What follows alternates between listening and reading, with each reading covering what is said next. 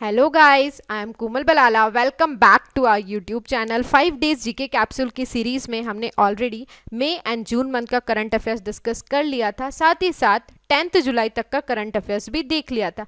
आज हम देखेंगे 11 जुलाई से लेके 15 जुलाई तक का करंट अफेयर्स, जो सभी गवर्नमेंट एग्जाम्स के लिए इम्पॉर्टेंट है। So without delay let's begin.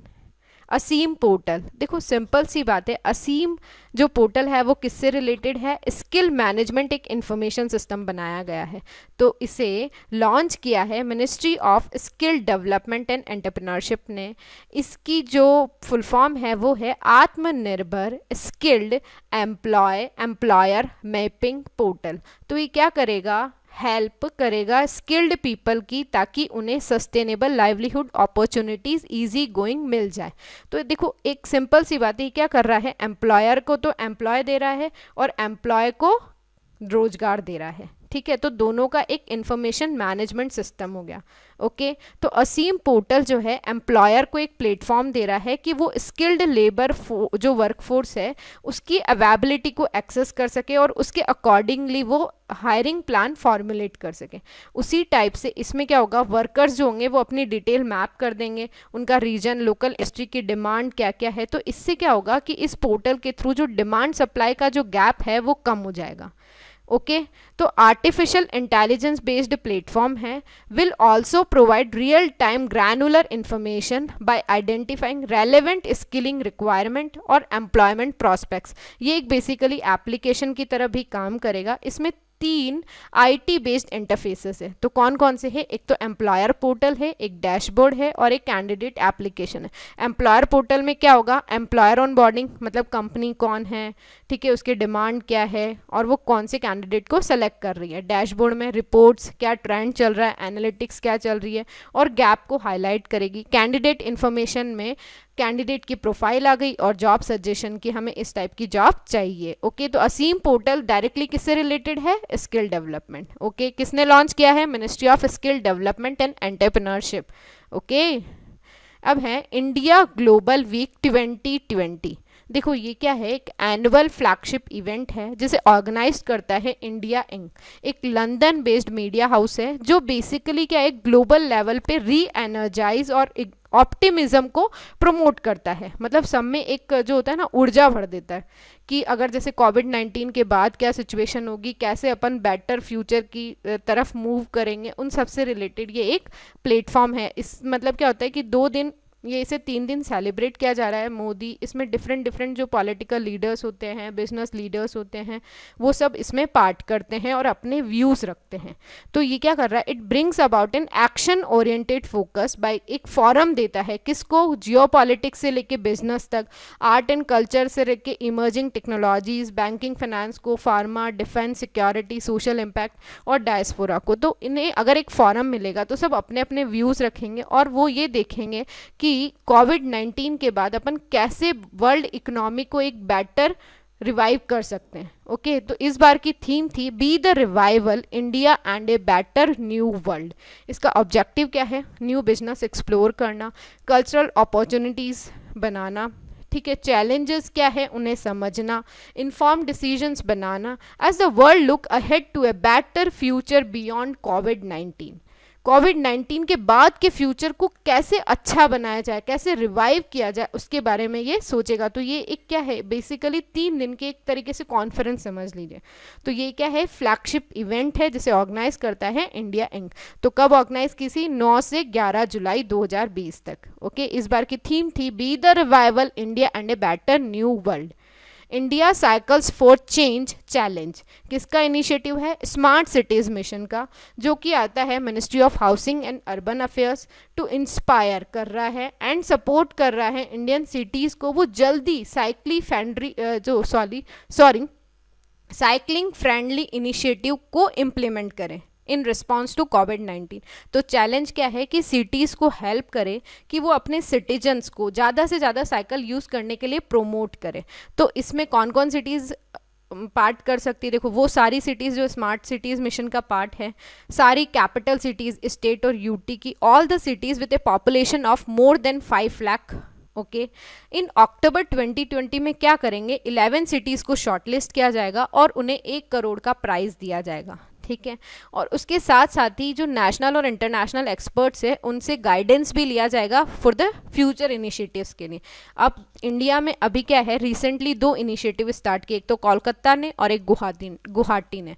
तो कोलकाता ने क्या किया है, एक डेडिकेटेड साइकिल कॉरिडोर के लिए प्रपोजल बनाया है बाय रिक्लेमिंग पार्किंग स्पेसेस, ठीक है, एक साइकिल कॉरिडोर बनाई है पूरी। और गुवाहाटी ने एक सर्वे कंडक्ट किया है to vote for the best route for cycle lanes in the city, ठीक है। तो ये अपन एज एन एग्जाम्पल देख सकते हैं, इन्हें इम्प्लीमेंट कर सकते हैं। ये 2 अभी जो है इनिशिएटिव है कोलकाता और गुवाहाटी के, ओके।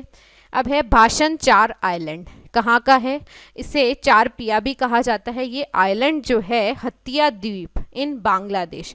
एक्चुअली हुआ क्या कि रोहिंग्या जो है, ठीक है, जो शरणार्थी है उन्हें यहाँ पे शरण दी गई, मतलब उन्हें एक तरीके से उनको यहाँ पे शिफ्ट कर दिया गया। जैसे आप फिगर में देख रहे हैं, पूरी की पूरी सोसाइटी बनाई गई, तो 1 लाख रोहिंग्या को यहाँ शिफ्ट किया गया है। तो ये जो आइलैंड है ये हिमालयन सिल्ट से बना हुआ है 2006 में और 40 स्क्वायर किलोमीटर से। इन जून 2015 में बांग्लादेश गवर्नमेंट ने रोहिंग्या को यहाँ शिफ्ट करने का प्लान बनाया था अंडर इस आश्रम project, okay.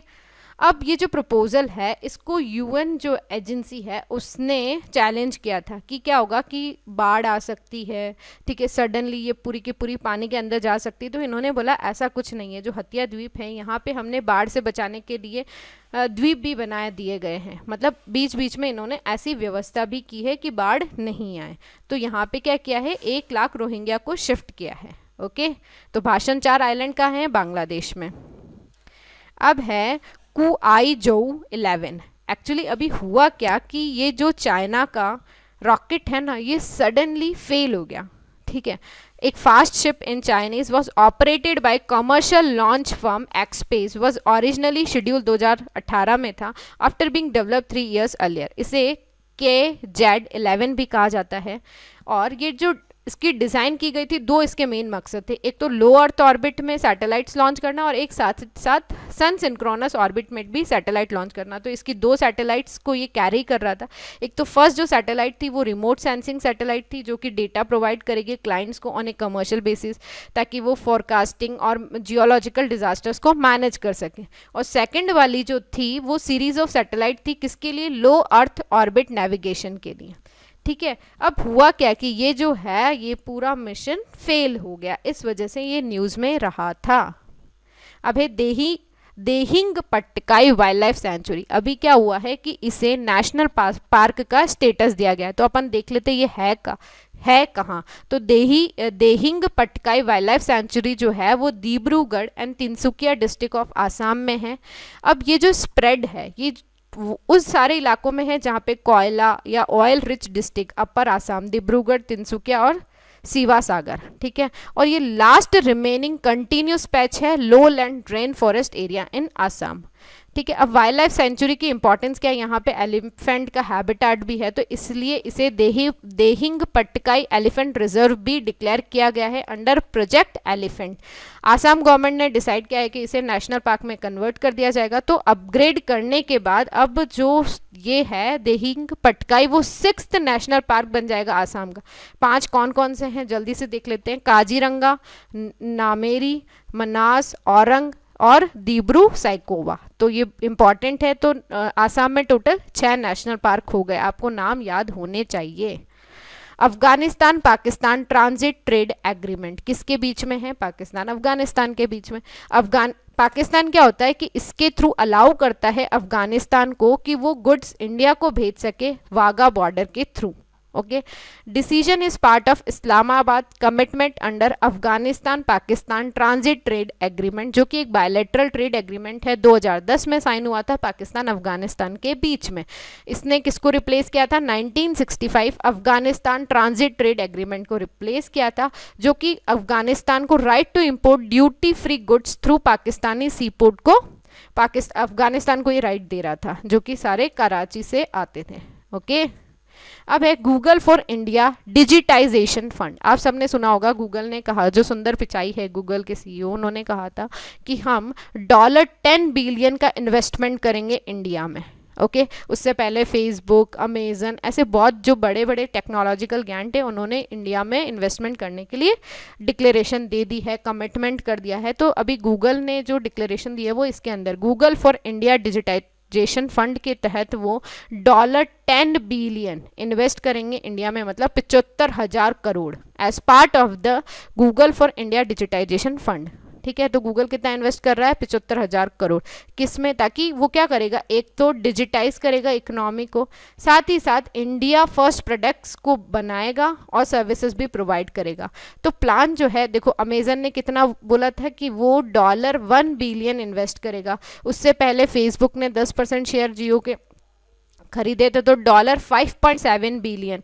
Last month Microsoft का जो वेंचर फंड है M12 said it would open एक ऑफिस खोलेगा इंडिया में to pursue investment opportunities focusing on business to business software startup. Okay, तो ये क्या सब सोच रहे, आत्मनिर्भर वाला जो कंसेप्ट है ना, तो इसमें क्या होगा, ये जो आएगी अगर तो ये टेक्नोलॉजीज लेके आएगी तो अपने यहाँ रोजगार बढ़ेगा तो अपनी जो इकोनॉमी है वो बूस्ट होगी। ओके, अब है बॉम बीबी। ये क्या है, एक तरीके से माता है कहाँ की, सुंदरबन फॉरेस्ट जो कि वेस्ट बंगाल में है। तो बॉम्बिनी के जो फॉलोवर्स होते हैं कौन कौन होते हैं, मतलब कौन इन्हें पूछते हैं, वो है फिशरमैन, ठीक है, जो शहद कलेक्ट करने वाले होते हैं, ग्रैब कलेक्ट करने वाले होते हैं, ये सारे वो लोग हैं जो मैंग्रोव्स में रहते हैं जानवरों के साथ, जैसे कि टाइगर हो गया, शेर और जो होती है ना क्रोकोडाइल, उन जैसे जानवर के साथ ये रहते हैं।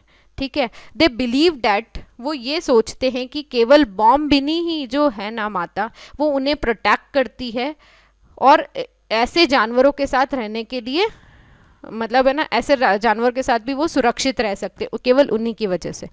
तो वो जैसे ही फॉरेस्ट में जाते हैं तो उनसे प्रार्थना करते हैं। People express their believe in बॉम्बिनी थ्रू बॉम्बिनी पालगान, एक वहाँ का ओल्ड फॉक थिएटर है और ड्रामेटिक स्टोरी टेलिंग फॉर्म है। ठीक है, अब ट्रेडिशनली जो परफॉर्मर्स होते हैं ना, वो बॉम बीबी टेम्पल जो है उसी के आसपास रहते हैं। ओके, तो ये एक माता है। ऑल इंडिया टाइगर एस्टिमेशन, अब जो इस बार जो 2018 में हुआ था वो गिनीज वर्ल्ड रिकॉर्ड में चला गया है। ऐसा क्या हो गया कि वो गिनीज वर्ल्ड में, तो उसने क्या किया कि वर्ल्ड की largest camera trap wildlife survey बन गया वो। तो इतना ज़्यादा, मतलब जैसे 83% है ना जो टाइगर को कैमरे से ट्रैप किया उसने। ठीक है, इस वजह से गिनीज वर्ल्ड रिकॉर्ड में चला गया। तो ये क्या होता है कि ये टाइगर का एस्टिमेशन है, 4th इटरेशन था जो कि 2018-19 में हुआ था। According to the report of 2018, India में 2967 टाइगर्स है, जिसमें से 2461 इंडिविजुअल टाइगर्स जो है उनकी फोटो कैप्चर की गई। तो कितनी हो गई, 83% ऑफ द टाइगर पॉपुलेशन। ठीक है, तो इसी के साथ में India is home to nearly 75% of the global tiger population, मतलब जो टोटल टाइगर पॉपुलेशन है ना उसका 75% इंडिया में रहते हैं। ठीक है, तो इंडिया जो उसका टारगेट है डबलिंग टाइगर नंबर, मतलब जो टाइगर के नंबर है 2022 तक डबल करने हैं, उससे पहले ही वो अपने टारगेट को पूरा कर लिया है। अब जो ऑल इंडिया टाइगर एस्टिमेशन है वो हर 4 साल में होता है। ठीक है, निगरानी किसमें, national tiger conservation authority technically support करता है wild life institute of India और इम्प्लीमेंट करता है state forest departments and partners. Okay, अब है ओफियो कॉर्डिसेप्स नूतंस। ओफियो कॉर्डिसेप्स नूतंस ये एक क्या है, एक फंगी है। ओके, तो ये जो फंगी है फर्स्ट टाइम सेंट्रल इंडिया में मिली है, कहाँ पे, कांगेर वैली नेशनल पार्क इन बस्तर डिस्ट्रिक्ट छत्तीसगढ़ में। पहले ये वेस्टर्न घाट्स में मिली थी। अब ये ओफियो कॉर्डिसेप्स जो है नूतंस है, ये बेसिकली क्या है कि एक स्पेसिफिक इंसेक्ट पे रहते हैं। ठीक है, अब ये हेलियोमॉर्फा हेल्थ जो है ये एक स्टिंग बग है, मतलब क्या होता है कि बदबू वाला कीड़ा है। ठीक है, तो अब ये जो बदबू वाला कीड़ा होता है ये देखो फ्लावर्स, जो फूल और जो भी फल होता है उसको नुकसान पहुंचाते हैं, चाहे सोयाबीन का हो, चाहे एप्पल हो, चाहे पियर हो, चाहे ग्रीन बीन्स हो। तो स्टडीज़ ने ये शो किया है कि ये जो फंगी है नूतन जो है ये बायोलॉजिकल पेस्ट की तरह अपन यूज़ कर सकते हैं अगेंस्ट इन बदबू वाले कीड़ों के। ठीक है, तो इस फंगी को ज़्यादा से ज़्यादा एक्सप्लोर किया जाए एज ए पेस्टिसाइड। तो अपन क्या है कि जो हार्मफुल इफेक्ट होता है ना केमिकल का, उससे अपन रिड्यूस कर पाएंगे। तो वेस्टर्न घाट में लोकल जो लोग होते हैं वहाँ के, वो इस फंगी को एक इम्यून स्टिमुलेटर के तौर पे भी यूज़ करते हैं। ओके, मतलब इम्यूनिटी बढ़ाने के तौर पे, ठीक है। तो साइंटिस्ट क्लेम ये भी कर रहे हैं कि इस फंगी में एक ऐसा कंपोनेंट है जिसे कॉर्डिसेफिन कहते हैं, जो कि जिसमें एंटी कैंसर प्रॉपर्टीज़ भी है। तो अपन जो है कैंसर के ट्रीटमेंट में भी इसे यूज़ कर सकते हैं। ओके, अब है कांगेर वैली नेशनल पार्क। कहाँ पे है? सबसे पहले ये है छत्तीसगढ़ में। ओके, तो जो कांगेर वैली है इसे नेशनल पार्क का स्टेटस दिया गया था 1982 में। इसका जो नाम है वो कांगेर रिवर की वजह से रखा गया है, जो कि बस्तर की फ्यू पेरिनियल रिवर्स है। अब ये वहाँ पे क्लाइमेट कैसा है?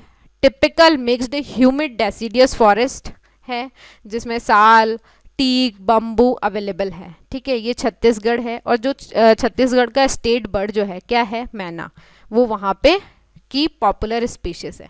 अब पार्क जो है नोन है कि वहाँ पे अंडरग्राउंड लाइमस्टोन की केव्स भी है। Okay, net grid full form होती है नेशनल इंटेलिजेंस ग्रिड। बेसिकली क्या है? Integrated intelligence grid connecting database है। किसका? Core security agencies of government of India. ये मिनिस्ट्री ऑफ होम अफेयर्स के अंदर काम करता है। ये बनाया गया था 2008 का जो वो टेररिस्ट अटैक हुआ था ना मुंबई में, उसके बाद ये काउंटर टेररिज्म मेजर के तौर पे बनाया गया था। इसके अंदर एटलीस्ट 10 सेंट्रल एजेंसीज जैसे कि इंटेलिजेंस ब्यूरो हो गया, रॉ हो गया, ये डेटा एक्सेस करती है। ठीक है, अब डेटा कहाँ कहाँ से लेते? 21 ऑर्गेनाइजेशन से, जैसे telecom, tax record, bank, immigration, सबसे। तो अभी क्या हुआ कि नेट ग्रिड ने MOU साइन किया है NCRB के साथ, नेशनल क्राइम रिकॉर्ड ब्यूरो के साथ, कि उन्होंने ये कहा है कि सेंट्रलाइज्ड ऑनलाइन डेटाबेस जो है उस पर एक्सेस अलाउ किया जाए ऑन FIR एंड जो व्हीकल्स चोरी हो गए हैं। ठीक है, तो MOU क्या करेगा? नेट ग्रिड को एक्सेस दे देगा CCTNS के डेटाबेस के, जो कि प्लेटफॉर्म है जो 14,000 पुलिस स्टेशन को लिंक करता है। CCTNS है crime and criminal tracking network and systems. तो ऑल स्टेट पुलिस जो है वो mandated to file FIR in the CCTNS।